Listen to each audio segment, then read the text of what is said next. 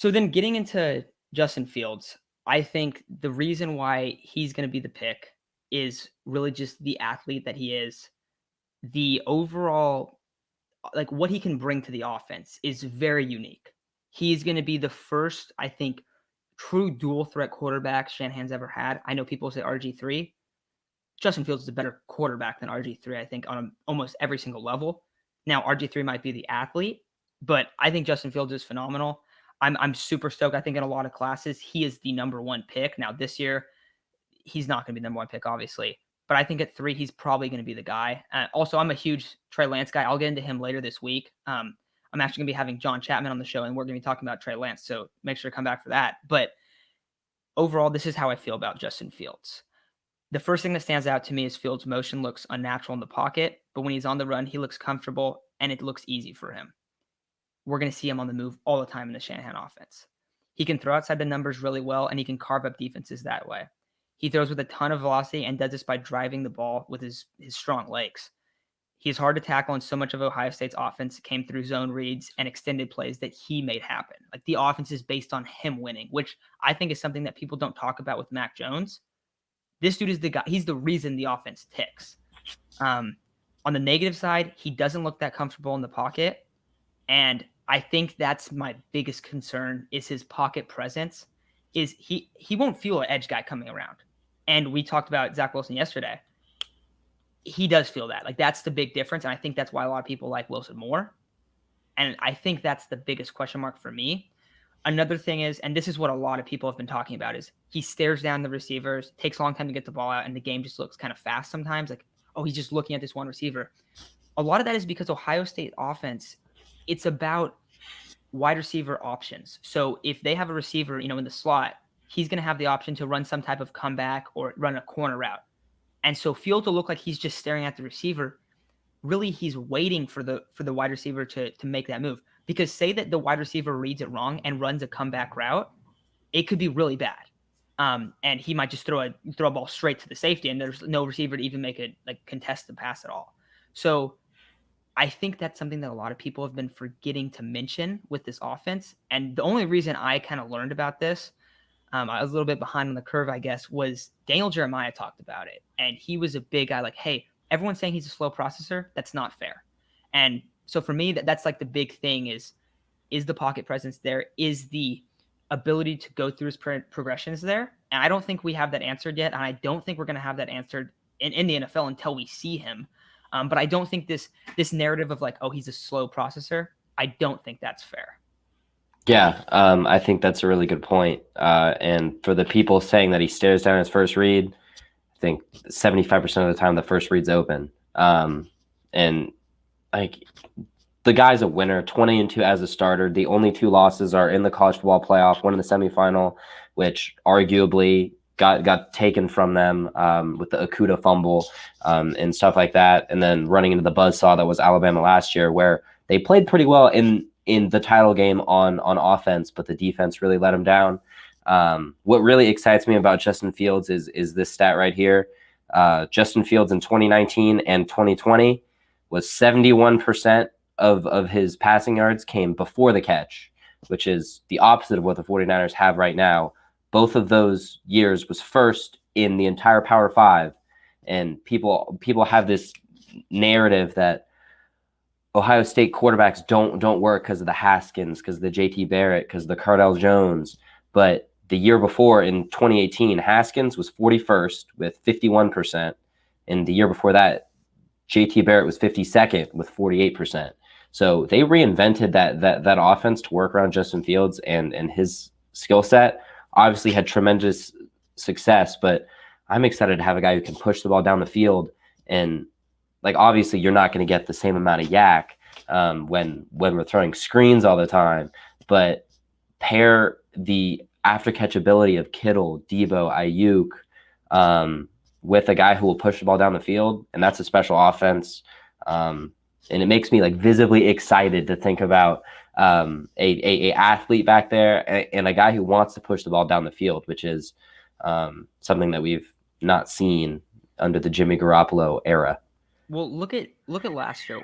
In my mind, I think the best two games where the 49ers just look like, oh, they look like the 49ers like from 2019 were the first Rams game and the Patriots game, where they just kind of handled those teams. The ball, it didn't feel like the ball was ever past 5 yards past the line of scrimmage in those games. I'm sure there's a couple shots in there, and I haven't watched those games in a while. But if you remember, it's like, oh, look, they have, Ayuk going here, Debo going. It's everything's around the line of scrimmage. A lot of touch passes. Mm-hmm. A lot of screens, a lot of just, hey, we're going to get this guy in a little design play. Oh, he's going to run, a slant. And like, that's like the big shot. They run a slant. Justin Fields can absolutely push the ball down the field. And we didn't really get into this yet, but some people think that he's an inaccurate passer. No. That's his biggest strength is that he's actually the most accurate passer in the class on every single level of the field. So maybe not like, oh, if he's throwing to the left sideline, like not like that, but in terms of 0 to 9 short, yards, intermediate, long. Yeah, exactly. In that sense, on each level, he has the highest completion percentage. Completion percentage doesn't mean everything, of course, but if you watch him, he's hitting guys on the money very often. I think the reason why people believe he's an inaccurate passer is because his motion kind of like it gets like elongated at times, where he looks kind of like awkward on some of his deep throws, and then occasionally he'll miss. And when he does miss downfield, he like misses really big, where it's almost like his motion got messed up. And so I think the like people saying that he's inaccurate is not true. I don't think that's true. I do think his motion needs work. And if he can elevate his motion and he can make it a little bit quicker and not have that elongated motion when he goes downfield, you're going to see him even become a more accurate passer downfield. And those big misses are going to not completely diminish, but they're going to be reduced. Yeah. I love his accuracy, and that part really frustrates me about, because I understand if you're saying like, hey, I question his ability to process the game.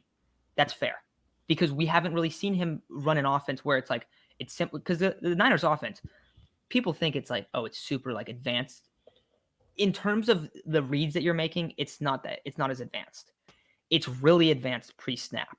That's where like you have to make your money.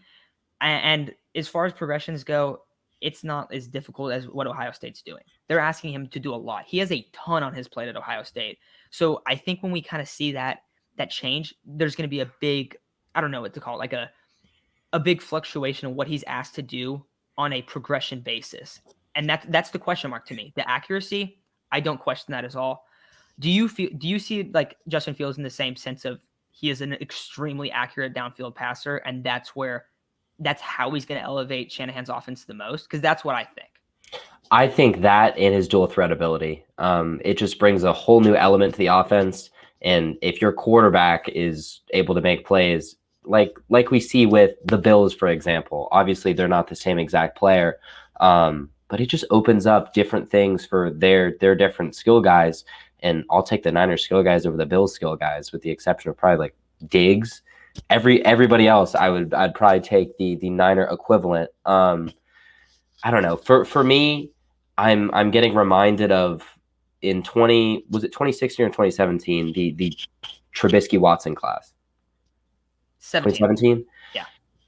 I'm getting a Trubisky Watson vibe from Wilson and Fields, where Watson didn't do anything to really diminish himself, but Trubisky I love UNC, on a UNC team who did not have nearly the level of real success that Clemson did, obviously, came out and was consensus, like the first quarterback off the board. And the Niners obviously didn't feel that way, which is why we traded down and didn't pick him. But it was one of those things where the media pushed Trubisky over Watson. And I remember thinking, like, what is the reason for that? Like, it's kind of one of those things where Wilson's been pushed ahead of Fields, and I don't really get it. Like, Fields is bigger, he's faster, he's stronger, he wins more. I would argue that he's got a bigger arm. It's really just the processing and the feel, and that's something that's so hard to quantify. And when you're playing in Shanahan's scheme, it's a complete separate thing, I guess. No, I completely agree with that. You look at Justin Fields, and you brought up the arm strength, 100%, dude. Like, he's got a cannon. And the difference is like Zach Wilson.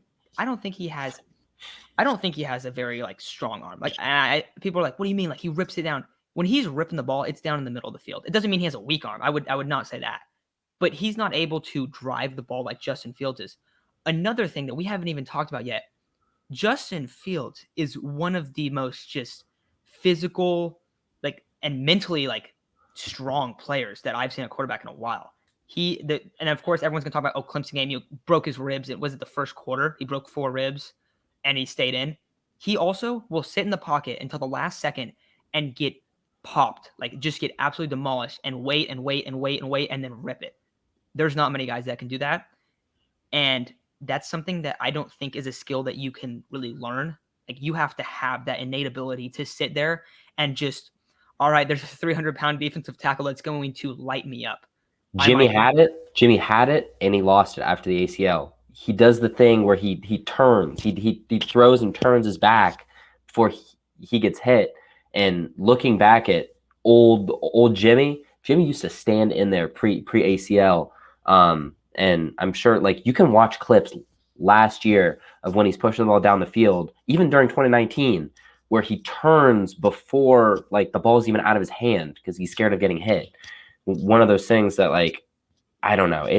I think that we've underestimated how the ACL injury has impacted Jimmy's career. Yeah, no, and I'll ask you this: is there a elite quarterback in the NFL that can't stand in the pocket and just get knocked on his ass as he delivers the ball? Because I think every single elite quarterback has that trait. Maybe no, everybody does. I was gonna say like maybe Rodgers, but like honestly, Rodgers sits in the guard and gets lit up all the time. Yeah, I don't think there's a single quarterback that's viewed as an elite player that doesn't do that. And Justin Fields has proven to me that he will do that continuously. That and people don't talk about that. People don't talk about how accurate he is, and people really just don't talk about he is a just physical player. He is a tough player. You remember the CJ Beathard pick? Why did Kyle want to pick CJ Beathard? Because he said he was so tough. Well, if you think CJ Beathard's tough, then you got to check out this dude Justin Fields because he's getting lit up every time, and he's just delivering strike after strike after strike. We kind of talked about the arm strength for a second, and I guess I was slandering Wilson a little bit, and not trying to, but the difference to me between those two guys is Fields is his offense is I have to wait, and then what does he have to do? He has to deliver a absolute dot, a miss strike to a wide receiver where the safety's bearing down on it because he knows where he's going to go. But their offense is like, hey, Justin Fields, we're going to utilize you, and we're going to say, hey, you're better than these guys. Your arm is going to outplay these safeties. And that's what Ohio State did. Kyle Shanahan's offense isn't going to do that. And you talked about the yak and stuff. When you add that to an offense, this ability to just go downfield over and over and over and hit these intermediate routes, hit these plays like outside the numbers, the sky's the limit. The sky is truly the limit if you draft Justin Fields. I agree. I think that's probably going to do it for him. And we're going to get into more Justin Fields stuff. Eventually, I'm going to have a scouting report, probably like a week before the draft on Justin Fields, or a film review. But this is our channel. We're going to be talking 49ers a bunch. Plan is to get stuff out every single day. So make sure to subscribe, like, comment too. If you think that we're wrong about Justin Fields and you think the progressions are an issue, I would love to talk about it. And please argue. Yeah, no, I want to hear what it is. Like I'm totally open to other guys. I think I've come around on Wilson a lot more. Like when I first watched Wilson, I was like, oh, I like this guy. And then it was like, oh, he's going 2. Like that's a little bit much in my opinion. And it's not because, oh, he's going 2. No, it's because he's going over a Justin Fields, who I just think is an immensely talented player. And I really think that for the 49ers, this is going to be an outstanding pick. And a lot of the questions about him, I think, are going to get figured out. And really, if he can learn to have a better presence in the pocket where he can feel what's going on around him, because we did talk about how he can wait in there and like let it rip. My problem is that sometimes he doesn't feel the edge guy come around. He'll just get drilled. And I think, I don't know how much of that will be eliminated, but it's definitely going to help when you have a very good run game and play action bootleg and, play action where he's just sitting in like half the field and he only has to read a little bit of the field and make a couple quick reads. I think it's going to be a lot different. I do think that, of course, the speed of the NFL is going to increase, but the offense is going to be much more simplified with Shanahan in the play. it's going to be a lot tougher pre-snap, and that's going to be really tough for him to adjust. But I'm excited. I think Fields is going to be the pick, and I'm very excited. Fields is he's the dude. He's really just a dude. I think so. Fields is the dude. I think he's a good kid. For those of you who don't know, he's on season 2 of QB1. I think that they took it off Netflix, but there's some other ways that you can watch it. And one thing that I didn't realize, just to kind of wrap it up, is he's a really good dude. Like, you can tell watching the show, like, kind of Tate Martell came across as kind of a douche. Justin Fields is a good guy. His dad's a cop, and he's just like, he's kind of the highlight of the show. And obviously, I'm kind of watching with a bit of a targeted eye, but it's one of those things that, like, I would be proud for that guy to lead my franchise, and I think that that's what's really going to happen, which is super exciting. Yeah, that's perfect, man. So thanks everyone for listening, and we'll start talking about Trey Lance. We'll talk about these quarterbacks a lot more. Also, we're going to be talking about Samson Ebukam. Going to be doing a film review on him. That'll be out on Friday, so make sure to check that out. But that's going to wrap it up. So thanks again, everyone, for listening, and we'll talk to you guys soon.